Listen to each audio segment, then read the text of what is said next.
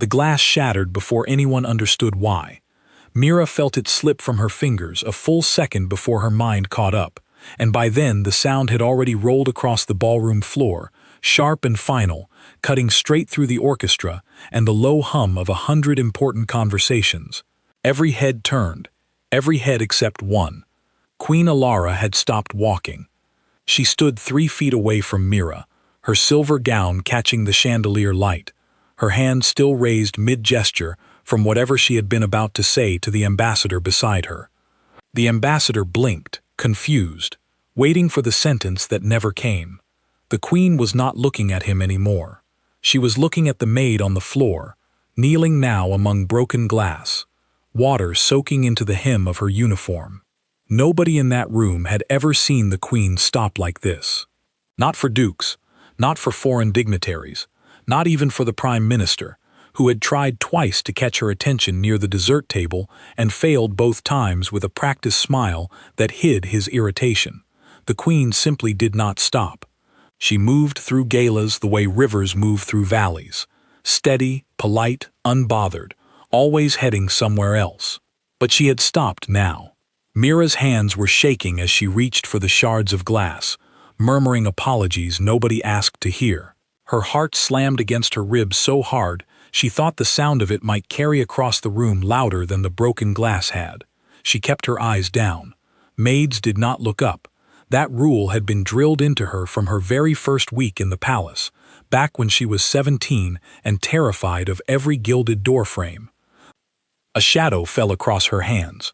The queen had crouched down, not sent a guard, not called for staff. She herself, in a gown worth more than Mira's family had earned in 3 generations, was crouching on marble in front of a servant, reaching out to steady a trembling wrist. The room had gone completely silent now. Not a whisper, not a cough. Even the orchestra, sensing something was wrong without knowing what, had let the last note die and had not started the next piece. "Leave it," the queen said quietly. "Someone else will clean this." Mira lifted her eyes for the first time, breaking every rule she had ever been taught, because something in the queen's voice did not sound like a queen speaking to a servant. It sounded like someone recognizing a person they had been searching for. The queen's face, up close, had gone pale. Her jaw was tight, her breath slightly uneven, as though she had just climbed several flights of stairs rather than crossed 20 feet of dance floor. Her eyes moved across Mira's face the way a person studies an old photograph, searching for a detail that confirms what they already suspect. "What is your name?" the queen asked. Mira's mouth had gone dry. Around them, she could feel 200 guests straining to hear without appearing to listen, wine glasses frozen halfway to lips, fans stilled in manicured hands. "Mira," she managed. "Mira Alden, Your Majesty." Something crossed the queen's face then, so quick that only someone staring directly at her would have caught it. It was not confusion, it was recognition, the kind that arrives like a blow, the kind a person spends years bracing for and is still never ready to receive. "Alden," the queen repeated, very softly, as if testing whether the word would hold weight if she said it a second time. "Yes, Your Majesty." "Where is your family from?" The question hung strangely in the air, far too personal for a gala, far too specific for small talk between a monarch and a maid holding a dustpan. Mira felt every eye in the room pressing against her skin. She thought of 100 reasons the queen might be asking, and none of them made sense. "Northwood Hollow," Mira said. "It's small, nobody's heard of it. There's flooding most winters, and a church with a bell that hasn't rung properly since." She stopped herself. She did not know why she had said that last part. It had simply come out, the way answers sometimes do when a person is too nervous to filter them. The queen closed her eyes for a moment. When she opened them again, they were wet, though she did not let a single tear fall. Royals did not cry in public. Mira had learned that rule too, watching from corners for 6 years, refilling glasses at 100 events like this one. "Thank you, Mira," the queen said, straightening slowly, smoothing invisible wrinkles from her gown, composing herself back into the woman the room expected to see. You may go and change. I will have someone bring you a new uniform."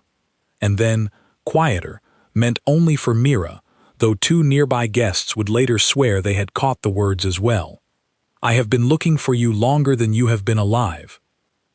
She turned and walked back into the crowd, greeting the ambassador as though nothing at all had happened, her laugh returning exactly on cue, her hand extended toward the next guest in line. The orchestra, released from its strange pause, began playing again. Conversations resumed, though quieter now, threaded through with confusion and speculation. Mira remained on the floor for several seconds longer than necessary, glass forgotten around her knees, the Queen's final sentence looping through her mind over and over until it lost all shape and became simply a sound, a mystery. A door she had not known existed suddenly cracked open in front of her. A senior maid named Odette appeared at her side, pulling her up by the elbow with more urgency than kindness. "Get up," Odette hissed. "Get up before someone thinks you fainted. Do you know how many people saw that? Do you have any idea?" Mira did not answer. She let herself be pulled toward the servants' corridor, the heavy oak door swinging shut behind them, sealing away the music and the light and the 200 guests who would spend the rest of the evening whispering about what they had just witnessed. The corridor was narrow and dim, lined with framed portraits of long-dead royals whose painted eyes seemed to track every maid who passed beneath them. Mira's legs felt unsteady. Odette pushed her toward a bench along the wall and stood over her with her arms crossed. "What did you say to her?" Odette demanded. "Nothing. She asked my name. She asked where I was from. That's it? That's it." Odette's face had gone through several expressions in the space of a few seconds, landing finally on something Mira had never seen on her before.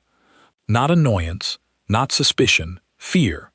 "Northwood Hollow," Odette repeated slowly, as though she recognized the name from somewhere she could not quite place. "You told her you were from Northwood Hollow." "Yes." "Why does that matter?" Odette did not answer.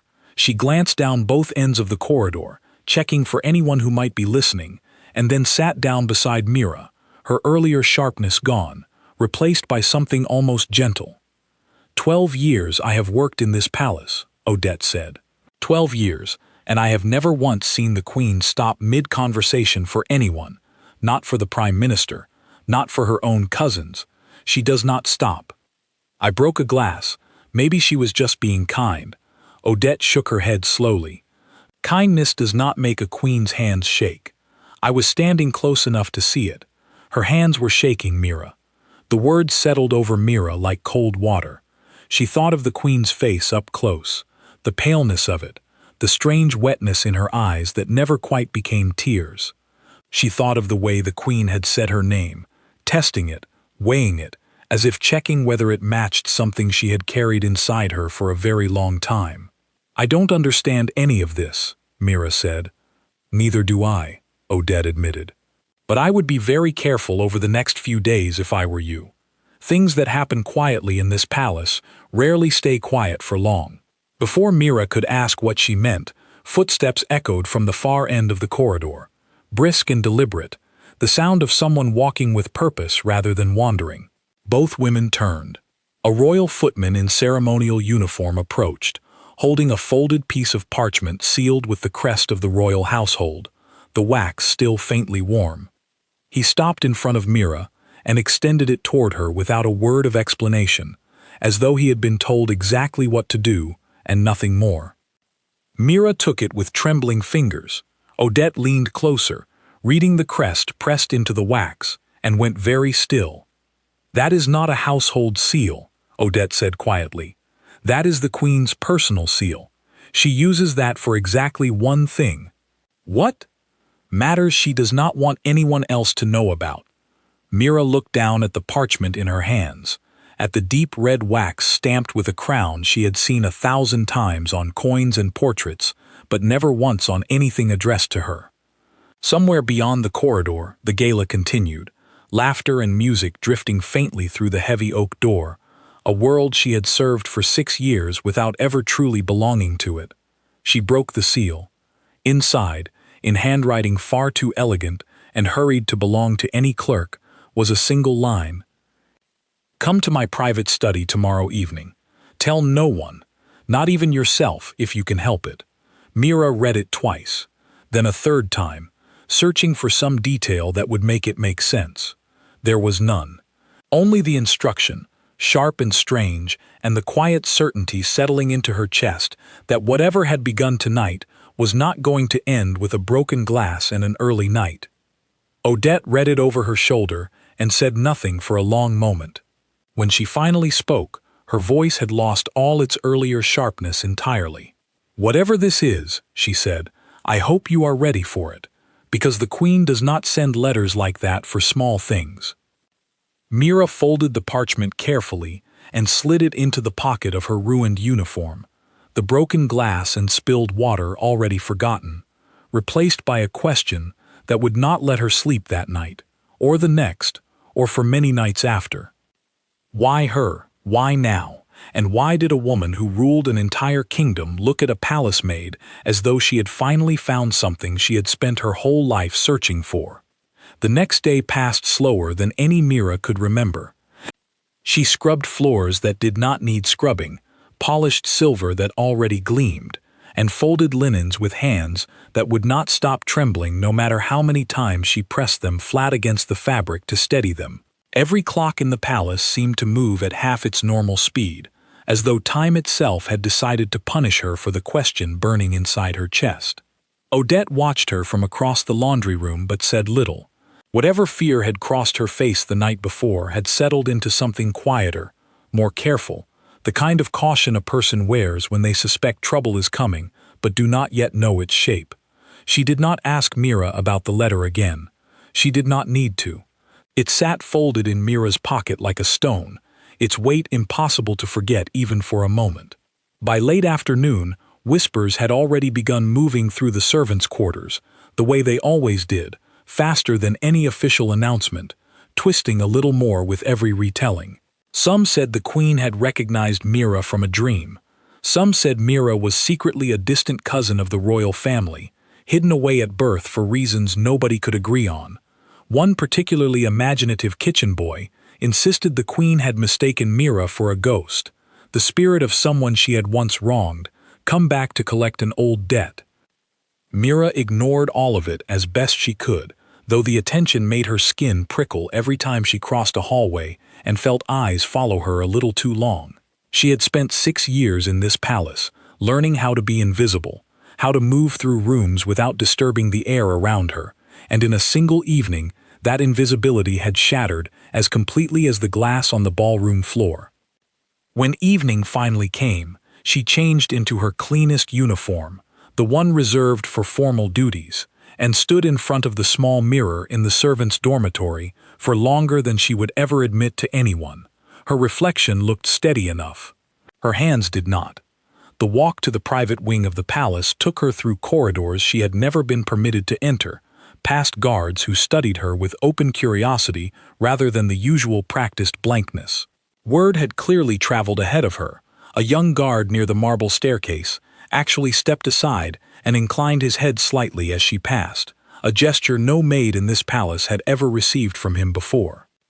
The private study was tucked behind 2 sets of heavy doors, guarded not by soldiers but by silence itself, the kind of stillness that told visitors exactly how important the space beyond was without a single word needing to be spoken. Mira knocked, and for a long moment nothing happened. Then a voice, quieter and less formal than the one she had heard the night before, called for her to enter. The Queen was standing near the window when Mira stepped inside, no longer wearing the silver gown from the gala, but a simple dark dress, her crown absent, her hair loose around her shoulders in a way Mira had never seen in any painting or coin. Without the weight of ceremony, she looked younger, and somehow far more tired, as though the crown had been holding up not just her head, but something heavier underneath it.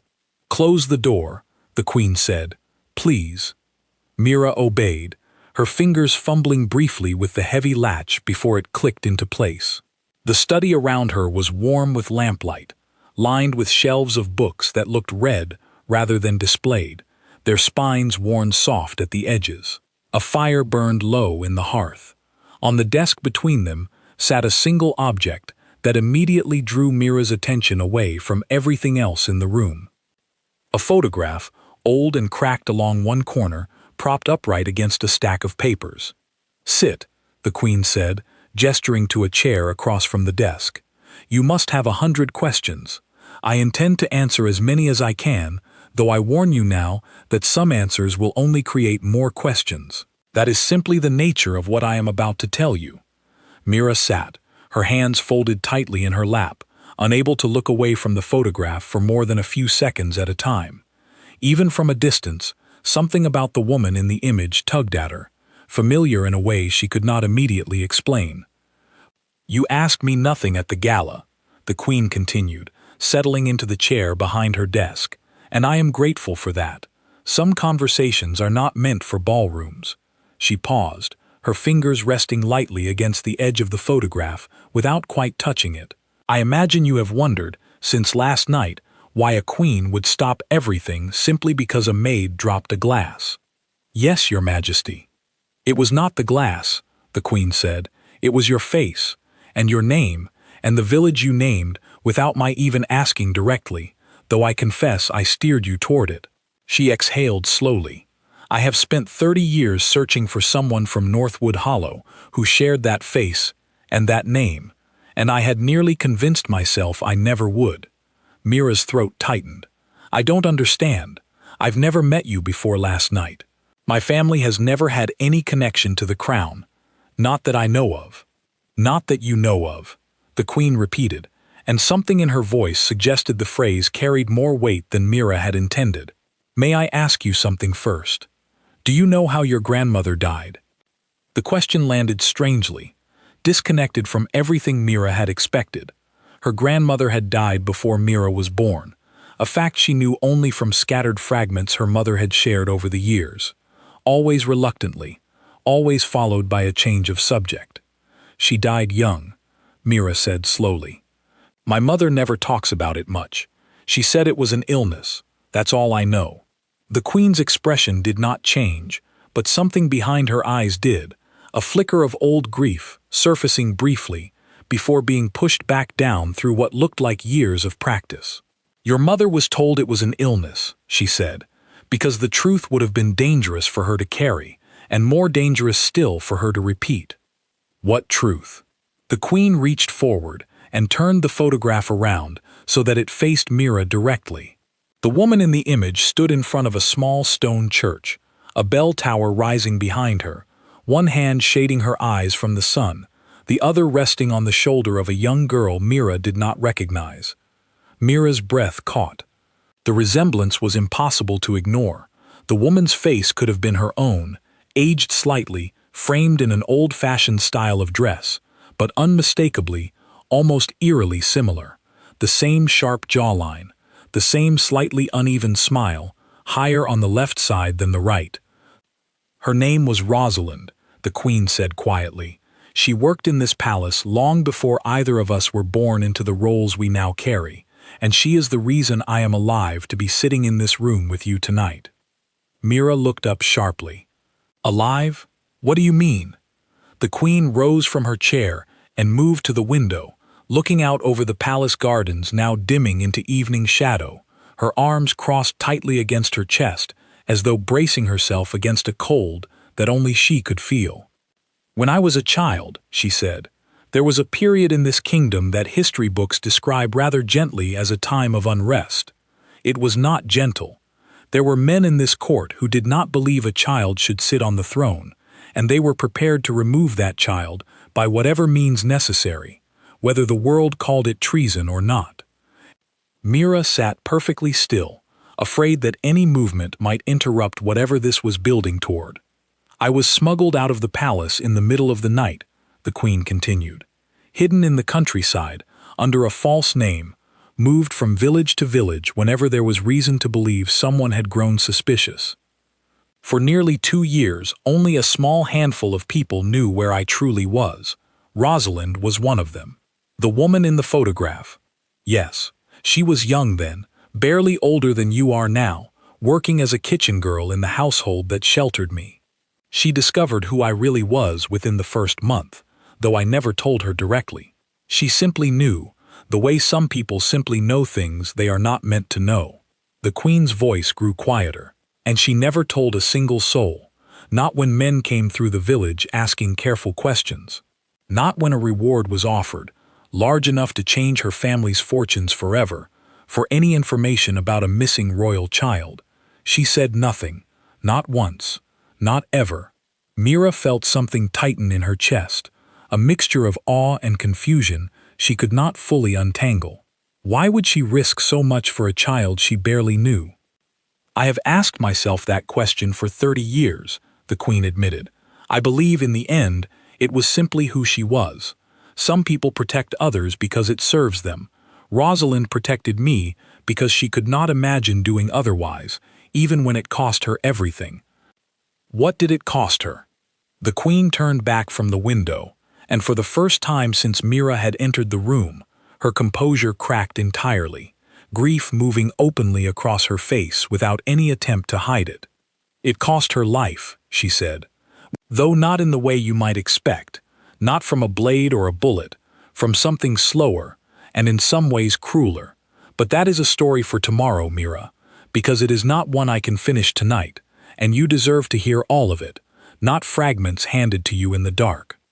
Mira wanted to press further, every instinct in her demanding the rest of the story immediately, but something in the queen's exhausted expression stopped her. Why does this matter to me? Mira asked instead, though some quiet part of her had already begun to suspect the answer. The queen looked at her for a long moment, her eyes tracing the same features she had studied so intently the night before, searching for confirmation of something she had clearly already decided was true. Because Rosalind was your grandmother, she said, and I believe you carry more of her inside you than either of us yet understands. The fire cracked softly in the hearth. Somewhere beyond the study walls, the palace continued its evening routines, oblivious to the conversation reshaping everything Mira had believed about her own family, her own history, and the 6 quiet years she had spent moving invisibly through halls that, it now seemed, her own blood had once helped protect. The queen studied her carefully. Return tomorrow evening. There is a great deal more you need to know, and not all of it is safe to say within these walls, even now. Mira rose on unsteady legs, her mind spinning with questions that had no answers yet, and made her way back through the private wing, past the guards who once again watched her with new curiosity, back toward the servants' quarters where Odette was waiting. Arms crossed, desperate for details Mira was not yet ready to share with anyone. That night, Mira did not sleep. She lay staring at the ceiling of the dormitory, turning her grandmother's face over in her mind, a woman she had never met, never known, never even properly mourned, who had apparently held a queen's entire future safe inside a silence she carried to her grave. And somewhere beneath the wonder of it, a colder thought had begun to settle in Mira's chest, one she could not yet explain but could not shake either. If keeping this secret had cost her grandmother everything 30 years ago, what exactly was it about to cost her now that the silence had finally broken? Mira arrived at the study the following evening 10 minutes early, unable to bear the waiting any longer. The queen was already seated this time, not standing at the window as before, with a second chair pulled close beside her own, as though she had planned exactly how this conversation would sit between them. A pot of tea rested untouched on the desk, steam long since faded, forgotten in the weight of whatever she had been preparing to say. "Sit," she said again, though gentler this time, less like an instruction and more like an invitation. "I promised you the rest of it. I intend to keep that promise, even the parts that are difficult to hear." Mira sat, folding her hands in her lap, the same way she had the night before, bracing herself, without knowing exactly what she was bracing against. "I was 7 years old," the queen began, "when the men who wanted my throne first tried to take it. I do not remember much from that night directly. I remember being carried, wrapped in a blanket that smelled of wood smoke, through a servant's passage I did not know existed until the moment someone pulled me into it. I remember my mother's face, though I did not understand then that I would never see it again. She paused, gathering herself, and continued in a voice that had grown quieter and more distant, as though she were speaking from inside the memory itself rather than beside it. There was a man named Calder Whitmore who led the effort against the crown. He was clever, patient, and utterly convinced that a child on the throne meant weakness the kingdom could not survive. He had allies in the court, in the guard, even among the household staff who had served my family for years. Trust, in those days, was a currency nobody could afford to spend carelessly. "How did you escape?" Mira asked. "A steward loyal to my mother smuggled me out through the old kitchen tunnels, the ones built centuries ago for deliveries and long since forgotten by anyone who did not need them. I was taken north, to Northwood Hollow, because it was remote enough that few would think to search there, and poor enough that no one expected anything of value to be hidden within it. That's where Rosalind found you." "That's where Rosalind found me," the Queen agreed. "I was given a false name. Elsie, they called me, a common enough name that drew no attention. I was placed in the household where Rosalind worked, presented as a distant relative sent to live with them during hard times, which in that era was common enough not to raise questions." She reached for the teacup, found it cold, and set it aside without drinking. "Rosalind was 15. I was 7. She was assigned, quietly, to watch over me, though she was never told exactly why, only that it mattered a great deal, that nothing happened to me. Within weeks, she had guessed the truth on her own. I remember the day she realized it. She did not gasp. She did not run to tell anyone. She simply looked at me differently after that, the way you might look at something fragile you had been careless with before you understood its true value." Mira found herself leaning forward without meaning to, drawn completely into the story now, the palace around them fading into irrelevance. "For nearly 2 years, we moved between 3 different villages whenever there was reason to believe someone had grown suspicious. Rosalind moved with us each time, insisting on it, though her own family remained behind, worried and confused by her sudden and repeated absences. She told them she had found steady work as a companion to a wealthy widow's granddaughter. It was, in its own strange way, almost true. Was anyone ever close to finding you? The Queen's expression tightened. Once, it came very close to being the end of everything. She rose from her chair and walked to the fireplace, staring into the low flames as though the memory lived somewhere inside them. We were in the 3rd village by then, staying above a bakery owned by a family Rosalind's mother had once known. One evening, 3 men arrived asking questions in the market square, describing a girl of a certain age with a certain look about her, offering a reward large enough to feed an entire village for a decade. Rosalind was buying bread when she heard them. Mira's chest tightened, the tension of the memory somehow transferring directly into her own body. She did not run back to warn me immediately. She understood that running would draw attention, that panic in a small village spreads faster than any fire. Instead, she finished her purchase, exchanged pleasantries with the baker as she always did, and walked home at her ordinary pace, every step likely feeling like a lifetime. What did she do when she got back? She told me to hide beneath the floorboards of the bakery's storeroom, a space barely large enough for a child my size, dusty and thick with the smell of old flour. She covered the boards with sacks of grain and told me that whatever I heard, whatever voices, whatever footsteps, I was not to make a single sound until she came back for me herself. The Queen's hands, Mira noticed, had curled slightly at her sides, an old fear surfacing through decades of composure. The men came to the bakery that same evening. They had grown more specific in their questions, mentioning a girl who had arrived in the village roughly 2 years prior, staying with a family that had no clear explanation for her presence. Rosalind answered every question herself, calm as still water, though she later told me her legs had been shaking so badly beneath her skirts that she feared she might collapse. What did she tell them? She told them the girl they were describing had died the previous winter, taken by a fever that swept through several households at once. She wept as she said it, real tears, because she had genuinely lost a young cousin to fever only a year before, and allowed that grief to surface convincingly. The men, satisfied, moved on to the next village, and I remained hidden beneath those floorboards for nearly 6 hours before Rosalind returned to pull me free. Mira exhaled slowly, only now realizing she had been holding her breath through the entire retelling. "She saved your life that night. She saved my life more than once," the Queen said, "but that night in particular has stayed with me more clearly than almost any other memory from that period. I remember the smell of flower dust.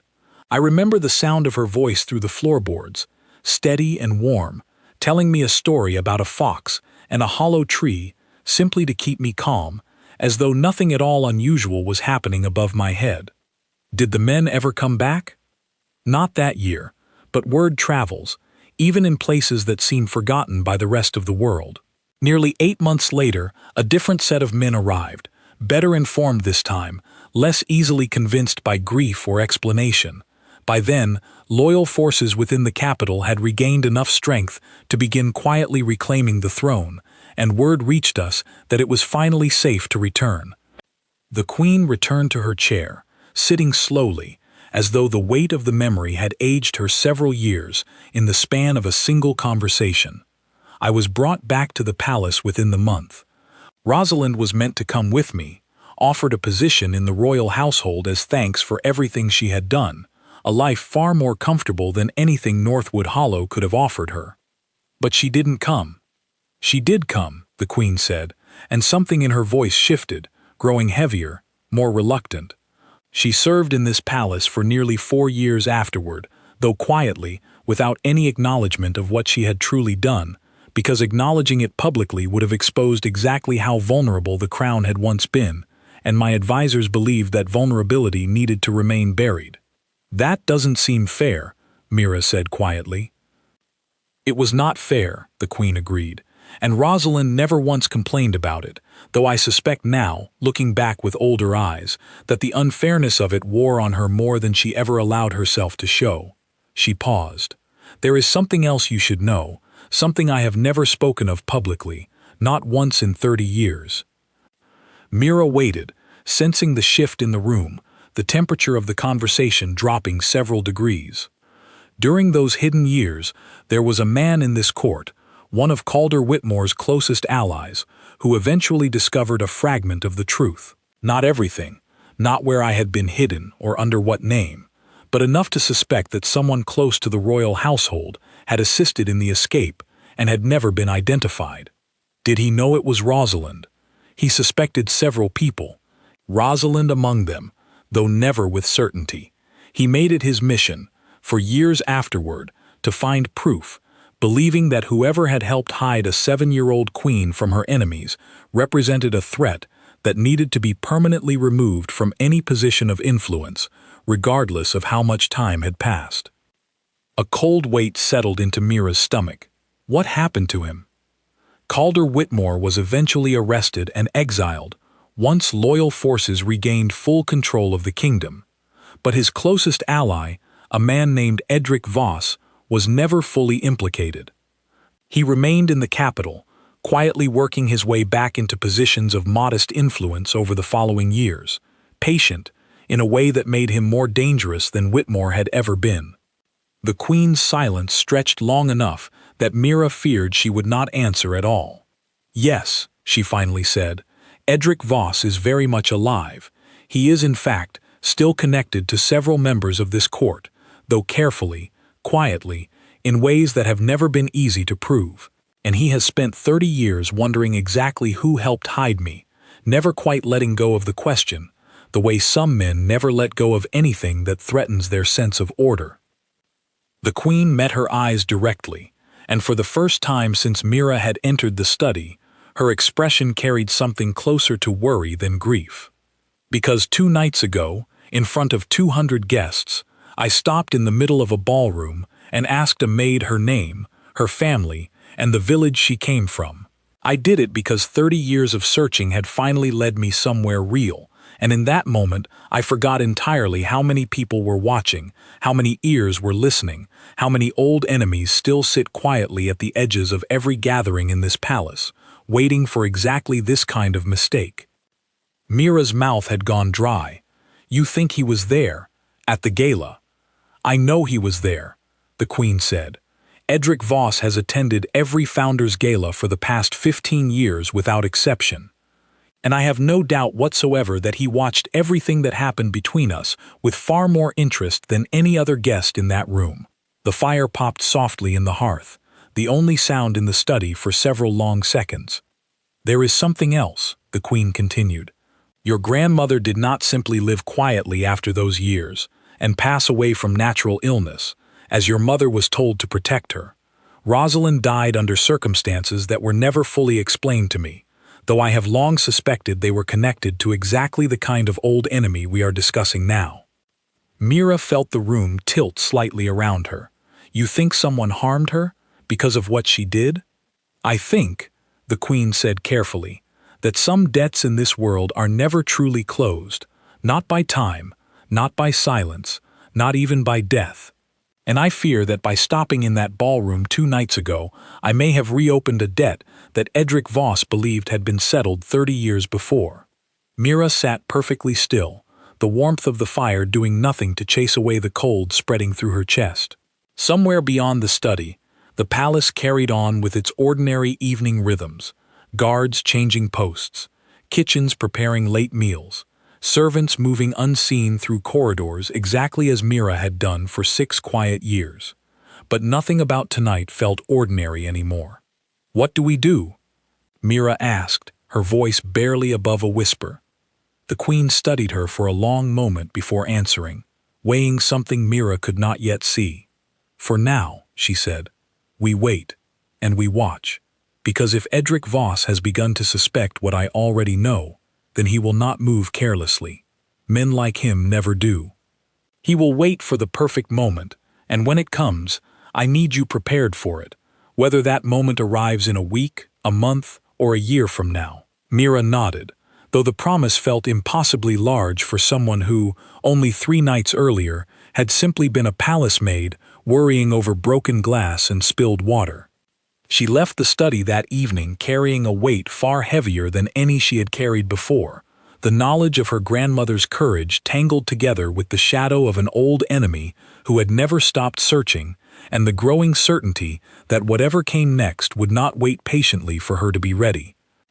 3 days later, someone searched Mira's belongings. She noticed it the moment she returned to the dormitory after her evening shift. A small detail that would have meant nothing to anyone else but stood out sharply to a person who had spent 6 years arranging her few possessions the exact same way every single day. Her spare uniform, always folded with the sleeves tucked inward, had been refolded with the sleeves left loose. Her mother's old letters, tied together with a strip of ribbon, had been retied slightly tighter than she ever tied them herself. Someone had been through her things, carefully, patiently, and had nearly gotten away with it undetected. Her hands trembled as she checked beneath her thin mattress, where she had hidden the Queen's sealed letter from that first night. It was still there, untouched as far as she could tell, though the discovery brought her little comfort. Whoever had searched her belongings had been looking for something specific, and the fact that they had not found it did not mean they would stop looking, she told Odette that night, keeping her voice low even though the dormitory was empty at that hour. Odette listened without interrupting, her expression growing more troubled with every detail, until finally she spoke. "You need to tell the Queen immediately," Odette said. "Not tomorrow, tonight, if you can manage it. It's too late to request an audience tonight."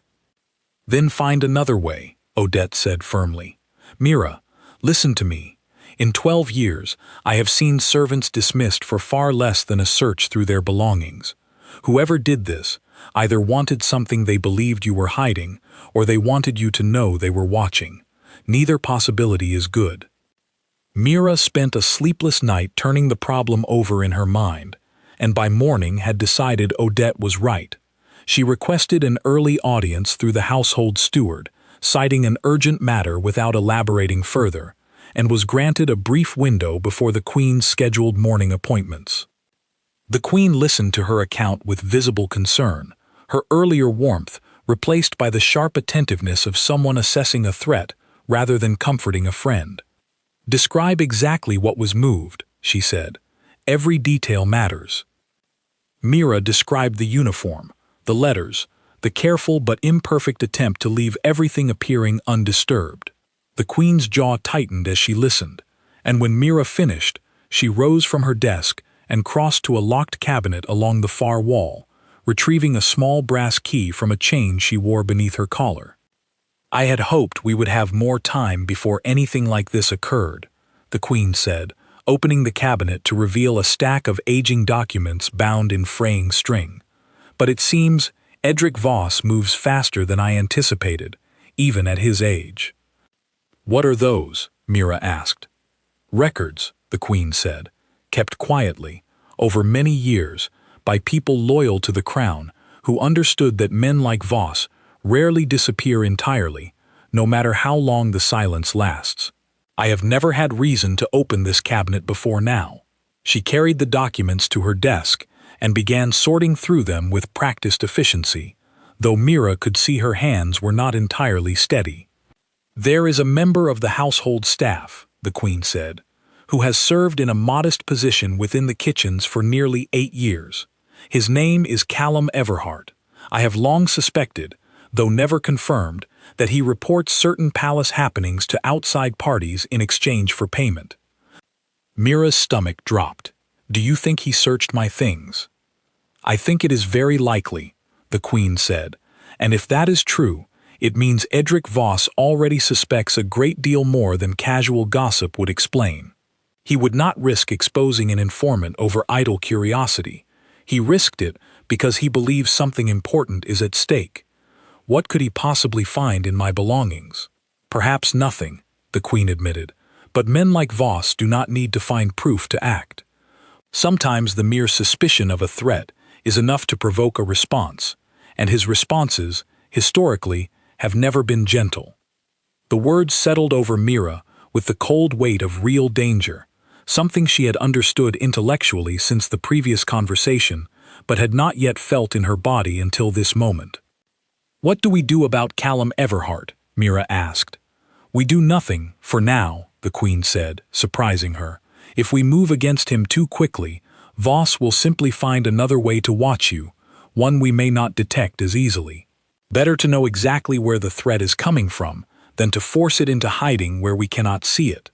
That means I have to keep working alongside someone who searched my belongings and reports on me, to a man who may have harmed my grandmother." "Yes," the Queen said quietly, "I understand how difficult that is to accept, but I need you to trust that I am not leaving you exposed without protection. From this day forward, someone loyal to me will be watching over you as well, though you will not always know who or when." That evening, as Mira carried a tray of tea through the east corridor, she found herself studying every face she passed with new suspicion, wondering which of the familiar servants she had worked beside for years might be reporting her movements to unseen enemies. The paranoia exhausted her more than any physical labor ever had.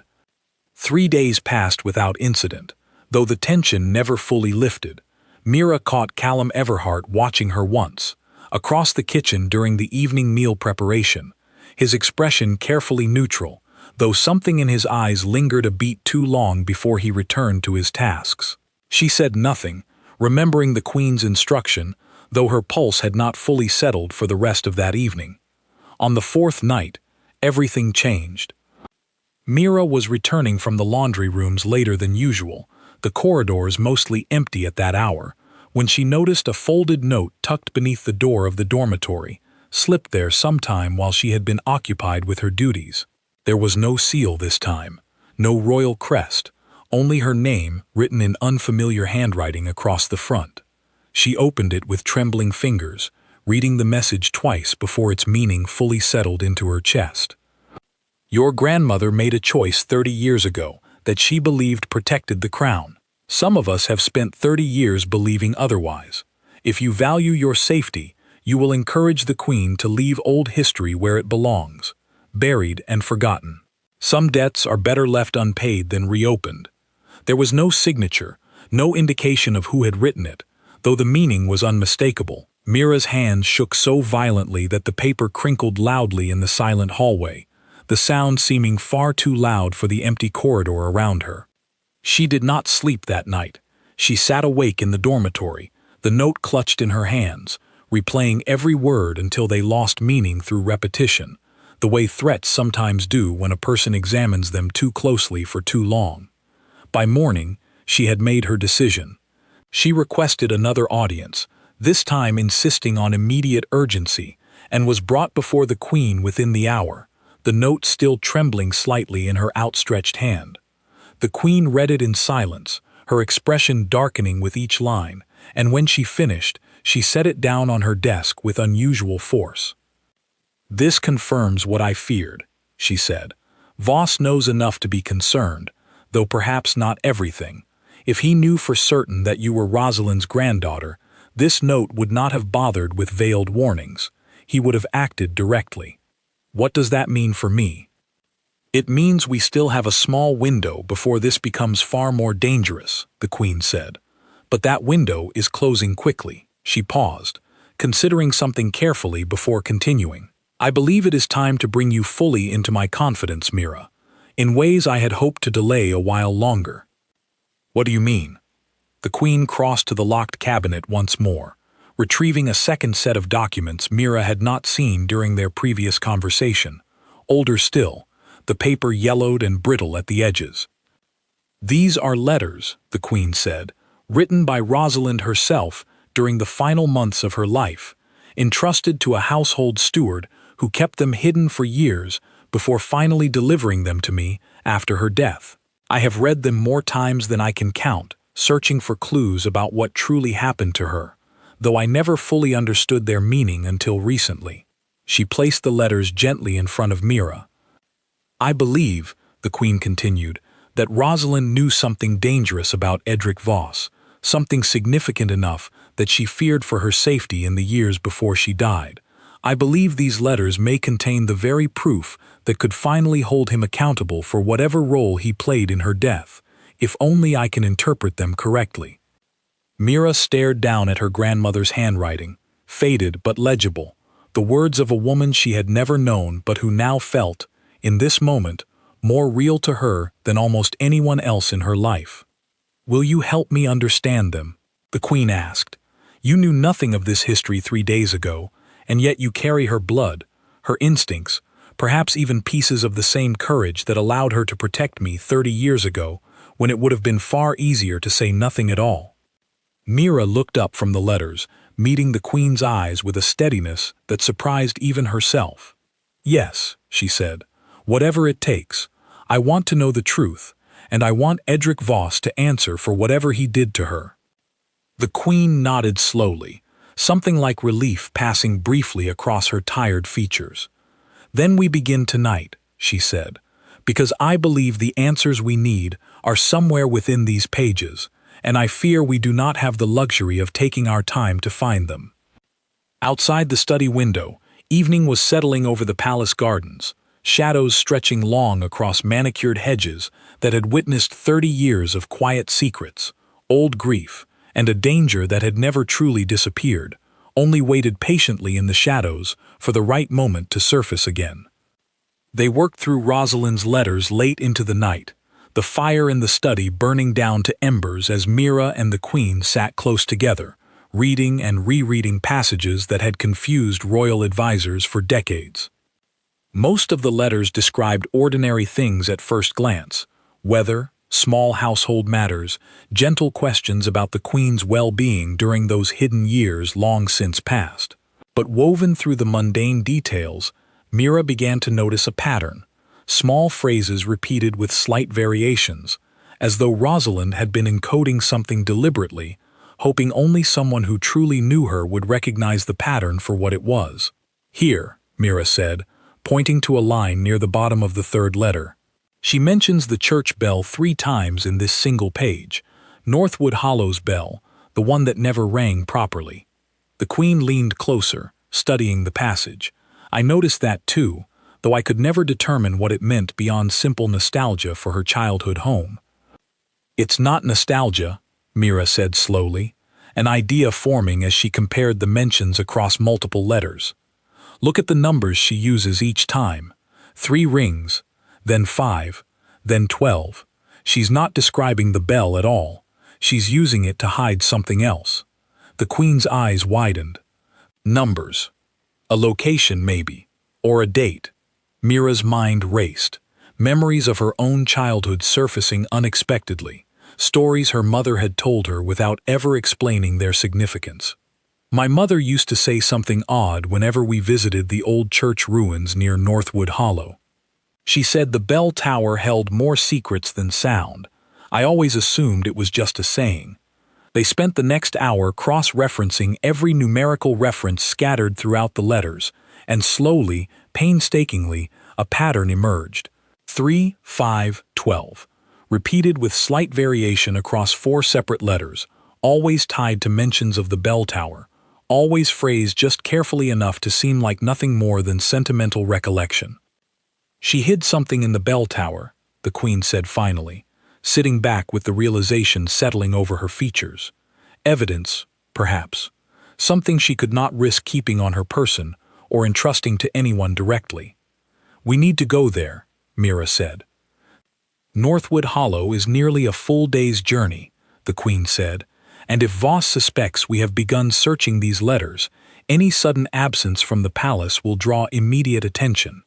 Then we go quietly, Mira said, surprising herself with the firmness in her own voice.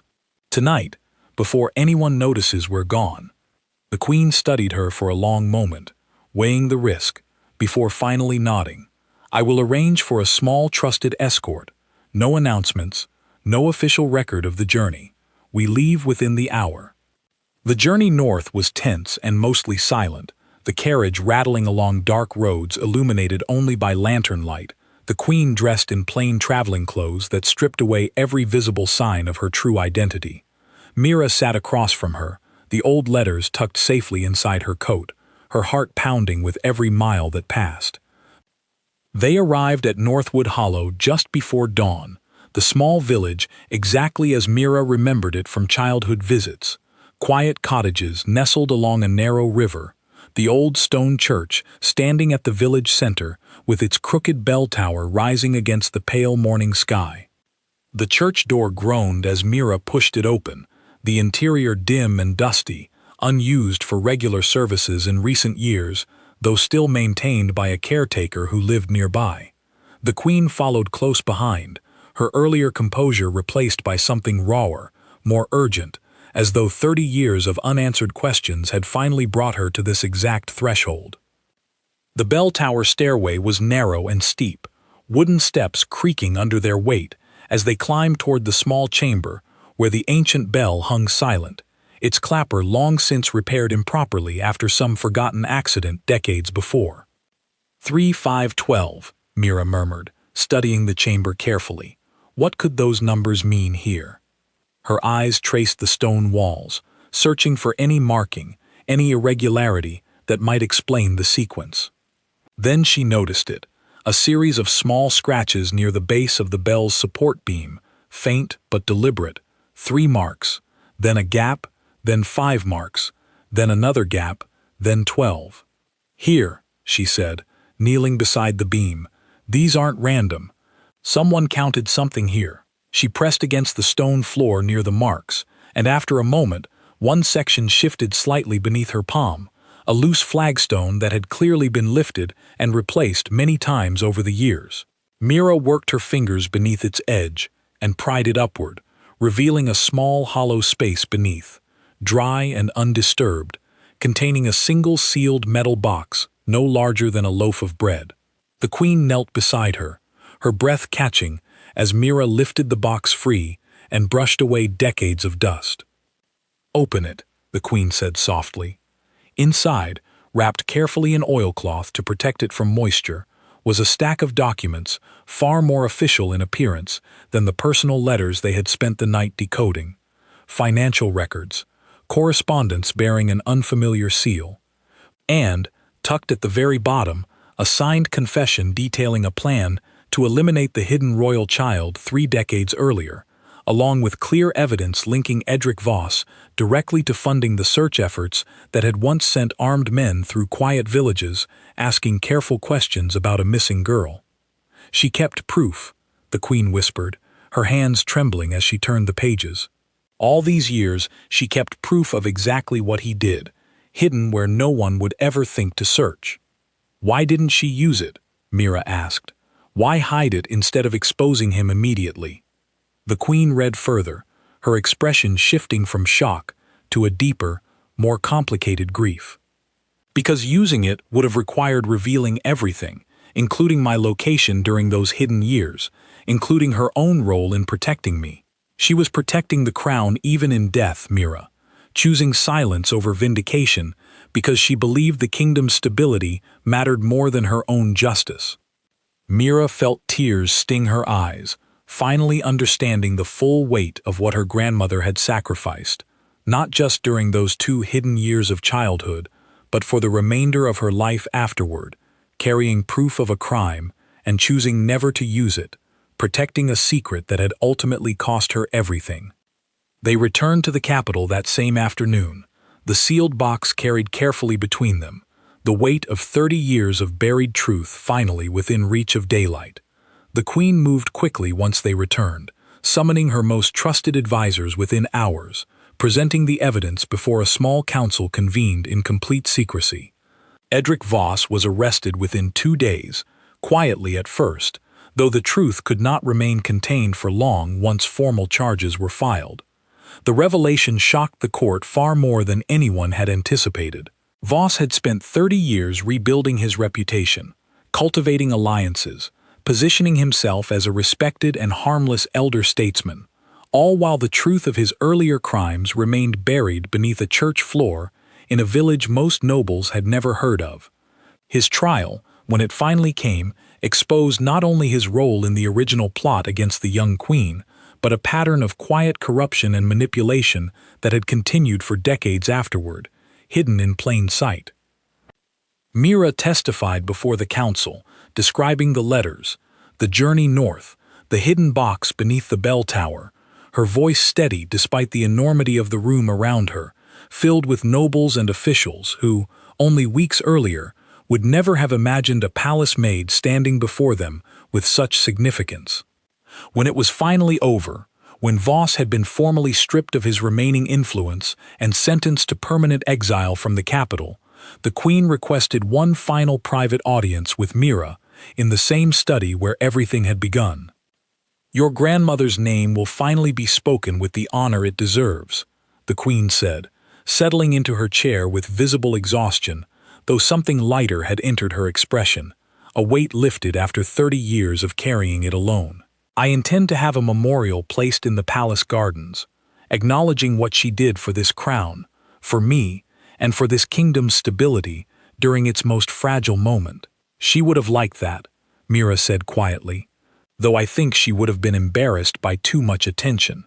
The queen smiled, the first genuine smile Mira had seen from her since this entire journey began. She was never one for grand gestures, only quiet, unshakable loyalty. She paused, studying Mira carefully. I would like to offer you something as well, though I want you to know you are free to decline without any consequence to your position here. What is it? An education, first, funded fully by the crown, in whatever field interests you most, and afterward, should you wish it, a position within the royal household far beyond what you currently hold, one that reflects both your own capabilities and the debt this family owes to yours. Mira considered the offer carefully, thinking of the 6 quiet years she had spent moving invisibly through palace corridors, and the extraordinary week that had just unfolded, reshaping everything she believed about her own family history. I would like that, she said finally, though I think, for now, I would also like to visit Northwood Hollow again, properly this time. I want to see the church, and the bell tower, and understand more about the woman my grandmother truly was, beyond what fits inside old letters and hidden boxes. Then you shall, the queen said, and I will arrange for the village itself to receive proper support as well, long overdue, given everything one of its own daughters once did for this entire kingdom. Outside the study window, evening settled gently over the palace gardens, the same gardens where a memorial would soon stand, honoring a kitchen girl who had once hidden a frightened 7-year-old beneath dusty floorboards and lied to dangerous men with a steadiness that saved a kingdom's future. Mira left the palace that evening, not as an invisible maid moving quietly through familiar corridors, but as someone who finally understood exactly why a queen had once stopped mid-stride at a crowded gala, breaking every rule of formality and protocol, simply because some debts, no matter how long buried, always find their way back into the light. And somewhere beyond the palace walls, in a small village with a crooked bell tower, the truth had finally been given room to breathe, 30 years after a young girl's quiet courage first made it possible for a queen to survive long enough to one day return the favor.